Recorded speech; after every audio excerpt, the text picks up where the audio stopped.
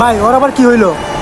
ভাই ছোট থেকে পাইলা গরুটারে বড় করছে তো মায়া লাগে, এই জন্য মন খারাপ করে চলে গেছে।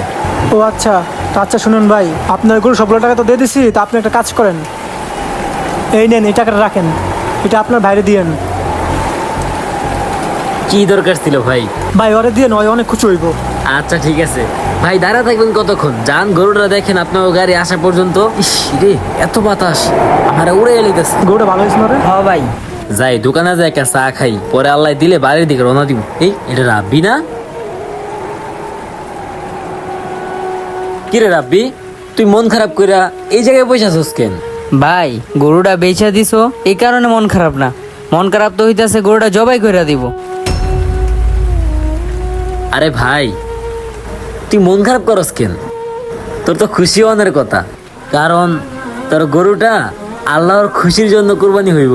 আর সাধ্য থাকলে গরুটা আমি নিজেই কুরবানি দিতাম, কারণ আল্লাহ তাআলা প্রিয় জিনিস কুরবানি দেওয়াটা বেশি পছন্দ করেন। আর কুরবানির কাহিনী তো এটাই কয় যে নিজের প্রিয় বস্তু কুরবানি দাও। নবী ইব্রাহিম আলাইহিস সালাম তার আপন পুত্র ইসমাইলকে কুরবানি দিতে গেছিল, ওই জায়গায় আল্লাহ তাআলা খুশি হইয়া একটা দুম্বাই না দিছিল।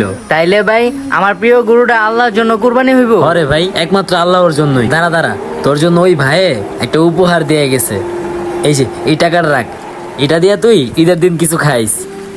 আচ্ছা ঠিক আছে ভাই।